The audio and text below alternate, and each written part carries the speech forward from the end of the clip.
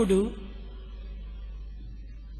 తన యందున్నటువంటి ఆత్మ పరలో యందున్నటువంటి ఆత్మ ఒక్కటే అని విశ్వసించును. The person who understands and experiences the divine spirit in him being very much same in others, అట్టివాడు గృహస్థుడైన,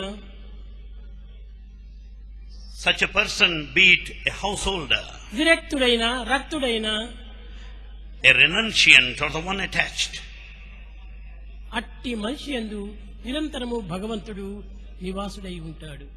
such a person will have God installed in his heart all through. తానే భగవంతుడిగా మారుతాడు.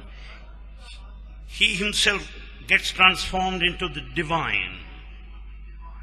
భగవంతుని తత్వమును ఎవరును గుర్తించలేరు.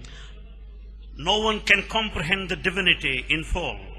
కానీ అనేక మంది విమర్శిస్తులు, కానీ ఈ విమర్శల కంటే అర్థం చేసుకున్నటువంటి వారు చాలా అదృష్టవంతుడు. Though they try to analyze and investigate, very few understand it in true spirit. ప్రేమ స్వరూపులారా, Embodiments of love. ఈనాడు మీకు నేనేం చెప్పగలను? What do you want from Bhagavan today?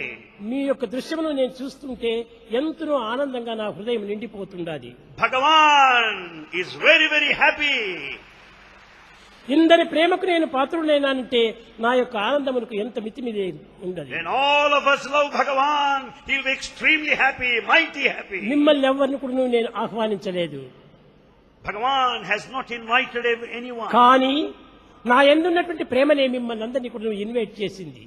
It is your love, it's Bhagavan's love that brought all of you ఈ here. రెండు కూడా దైవత్వానికి తగినటువంటి ఒక సందేశములే.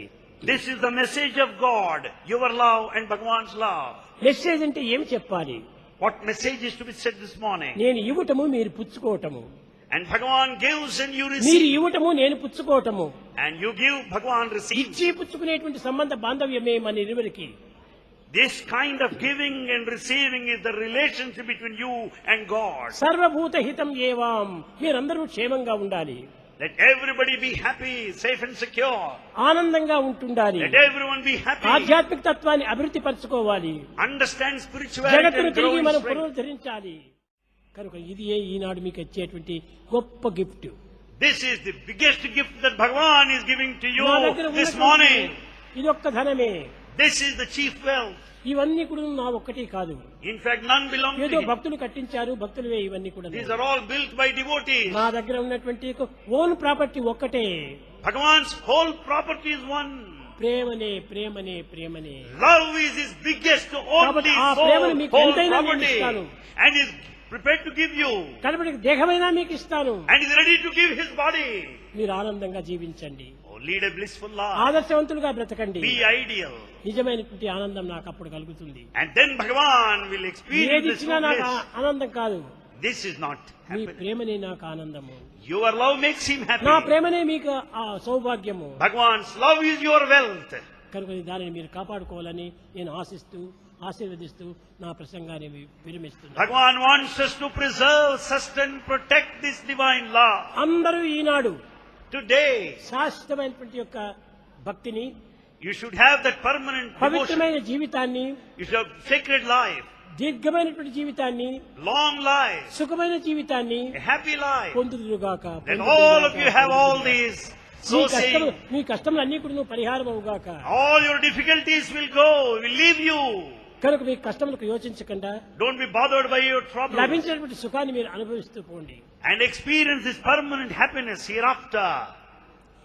ప్రేమ ముదిత మనసే కహో రామ రామ రామ రామ రామ రామ రామ రామ రామ శ్రీ రామ రామ రామ.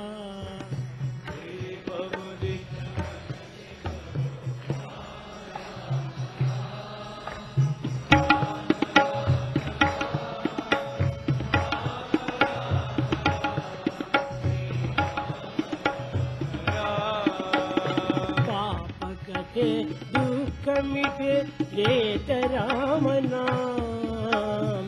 पाप कटे दुख मिटे लेत राम नाम.